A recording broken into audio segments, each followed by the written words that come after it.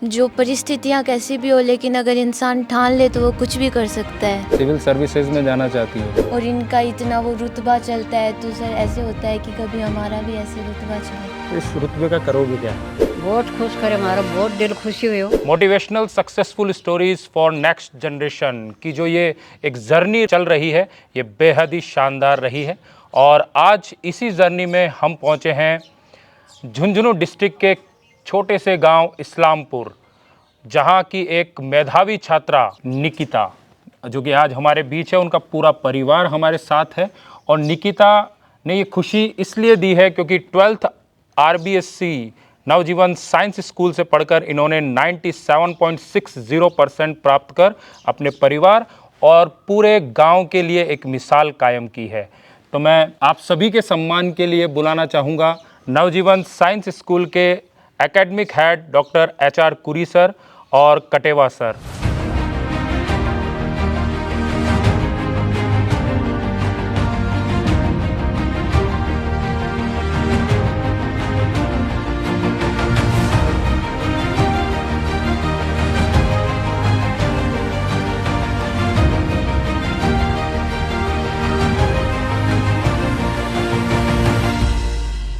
जैसा कि कहा जाता है कि दुनिया में हर चीज़ संभव है, लेकिन माँ की ममता और पिता की क्षमता का अंदाज़ा लगाना बेहद मुश्किल है, नामुमकिन है, असंभव है। क्योंकि एक पिता बड़ी कड़ी मेहनत करके अपने बच्चों को उच्च शिक्षा प्रदान करने के लिए शहरों में भेजता है और अपना दायित्व निभाता है। और ठीक उसी प्रकार अगर बेटा या बेटी अपने माता पिता के सपनों को साकार कर देते हैं, तो ये गौरवशाली पल एक बेटा बेटी अपने परिवार को ये दिखाते हैं। जैसा कि आप देख रहे हैं कि पूरे परिवार का सम्मान किया गया यहाँ पर। तो निकिता, एक खुशी का पल आपने पूरे परिवार को दिया है। यस। 97.60% सभी बच्चे क्लास में रहते हैं और उन बच्चों में से भी कई बच्चे बहुत सफल हो जाते हैं और कई बच्चे कम सफल होते हैं। लेकिन आपने ऐसा क्या किया 97.60% आपने गेन किया? सर मैंने मेरी पढ़ाई नियमित रूप से चालू रखी, और जो परिवार में कोई भी इवेंट्स रहते थे मैं उससे थोड़ा बचकर रहती थी। अच्छा, आप उनसे दूर रहते थे। हाँ। तो इसका क्या फ़ायदा हुआ आपको? इसका ये फ़ायदा हुआ कि मेरी पढ़ाई कभी भी बीच में नहीं छूटी, और मेरा जो रूटीन था पढ़ने का वो हमेशा के लिए बना आपने रहा। समय को बिल्कुल आपने उपयोग में लिया। हाँ ठीक सर। है, क्योंकि आप इवेंट्स में भी नहीं जाते थे। मोबाइल वगैरह का यूज़? नहीं सर, मैंने कभी मोबाइल का यूज़ नहीं किया, सोशल मीडिया से दूरी रखी। दूरी रखी थी। अच्छा, नवजीवन में और आपको ऐसा क्या सीखने को मिला? क्योंकि आप मैंने सुना आप 8th क्लास से नवजीवन में हैं। हाँ, मैं 8th क्लास से नवजीवन में हूँ। नवजीवन में मैंने ये सीखने को मिला कि जो परिस्थितियाँ कैसी भी हो, लेकिन अगर इंसान ठान ले तो वो कुछ भी कर सकता है। क्या बात है। आपके 10th में कितने परसेंट थे? मेरे 10th में 93.17% थे। और 12th में? 12th में 97.60%। तो ग्रोथ कैसे हुई? ग्रोथ सर, जो हमारी केमिस्ट्री की रेगुलर क्लासेस रहती थी और फैकल्टी भी इतनी अच्छी थी कि हम कभी नीचे आ ही नहीं पाए। और हमारे रेगुलर रूप से मोटिवेशनल सेमिनार्स भी होते रहते थे। और कभी कभी शंकर लाल जी सर हमारी क्लासेस में भी आके हमें मोटिवेट करते थे, और हमारे टीचर्स भी हमें मोटिवेट करते रहते थे। तो इस प्रकार के एनवायरनमेंट में हमें कभी ये फील नहीं हुआ कि हम नीचे जा रहे हैं, और हमें हमेशा मोटिवेटेड फील रहता था, और इस प्रकार हम यहाँ तक पहुँच गए। ओके। क्लास 12th में आपने 97.60% लिए। हाँ। और आपके हिंदी में 100 आउट ऑफ 100 हैं। हाँ तो ये कारनामा कैसे किया आपने? मतलब हिंदी जैसे सब्जेक्ट, मातृभाषा में आपने 100 आउट ऑफ 100 लेके आए। सर, ये तो बनवारी लाल जी सर की वजह से हुआ था, जो हमें अशुद्धियाँ सुधारते थे हमारी, और हमें हमारी हर छोटी से छोटी चीज़ बताते थे कि इसमें आपके नंबर कट सकते हैं, तो आपको ये गलती नहीं करनी चाहिए। तो हमने उन चीज़ों पे ध्यान दिया, और फिर मेरे इतने नंबर आ गए। इतने नंबर आए। अच्छा, ऐसा कहा जाता है कि जैसे नवजीवन है, नवजीवन में टेस्ट जो होता है प्री बोर्ड, हाँ। उसका बहुत महत्व होता है और हर इंस्टीट्यूट में होता है ये चीज़। हाँ। तो प्री बोर्ड को लेकर आप कितने सजग थे? प्री बोर्ड को लेकर मैं इतनी सजग थी कि मैंने आज तक इतने प्री बोर्ड हुए, मैंने एक भी नहीं छोड़ा। एक और भी प्री बोर्ड आपने नहीं छोड़ा? नहीं सर। और फिर उनका लेवल भी बोर्ड एग्ज़ाम के लेवल से थोड़ा अप होता था, तो हमें बोर्ड से इतना डर नहीं लगा कि हमारा क्या होगा बोर्ड में। ये चीज़ नहीं लगी। हाँ। चलिए मैं आपके पिताजी से बात करना चाहूँगा। रविंद्र जी, नवजीवन में आपने बच्ची को 8th क्लास में डाला, जी सर। तो जिस उम्मीद को लेकर आप नवजीवन आए थे, क्या नवजीवन उन उम्मीदों पर खरा उतरा है जी आज सर। बच्ची के परसेंटेज देखकर? मैं सर नवजीवन साइंस स्कूल में जब बच्ची को डाला तो एक पंचवर्षीय योजना लेकर के चला था, जैसे राजस्थान सरकार और केंद्र सरकार लेकर के चलती है अच्छा, पंचवर्षीय योजना लेके जी, चले थे। कैसे सर? कि मैं जब बच्चों को यहाँ इस स्कूल में एडमिशन दिला रहा हूँ, उससे मेरे बच्चे सक्सेस होने चाहिए।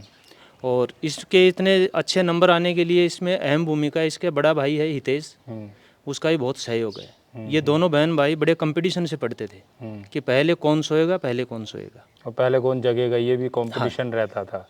चलिए प्रतिभा जी से मैं बात करना चाहूँगा। प्रतिभा जी, एक बच्ची माँ के बहुत करीब रहती है, तो कैसी रही है हमारी निकिता? जी अच्छी है सर। बहुत अच्छी। घर पे काम काज वगैरह कुछ करती है?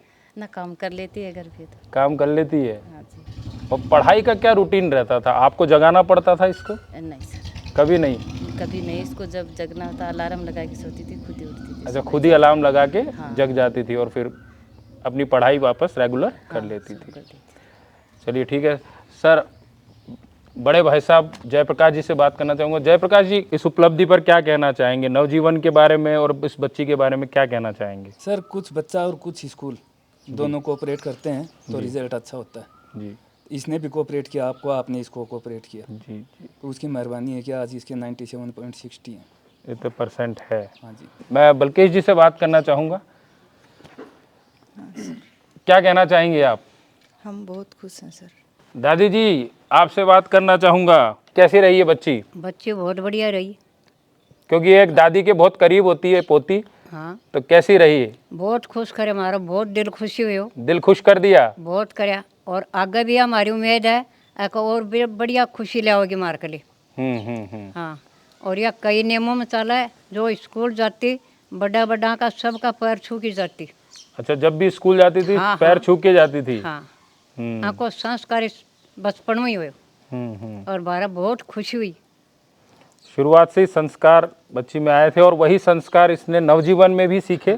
ठीक है निकिता, आपसे बात करूंगा। जो सक्सेस है आपकी, इस सक्सेस का क्रेडिट आप किसे देना चाहेंगी? सर, इस सक्सेस का क्रेडिट मैं माननीय निदेशक श्री शंकरलाल जी बगड़िया सर को और हमारे जो एक्सपीरियंस टीचर्स हैं उनको और मेरे माता पिता को और मेरे बड़े भाई हितेश को देना चाहूँगी।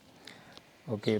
और जैसे कहा जाता है कि एक परिवार के अंदर इतनी खुशी का माहौल एक बेटी अगर दे देती है तो उस बेटी के लिए बहुत गर्व की बात होती है।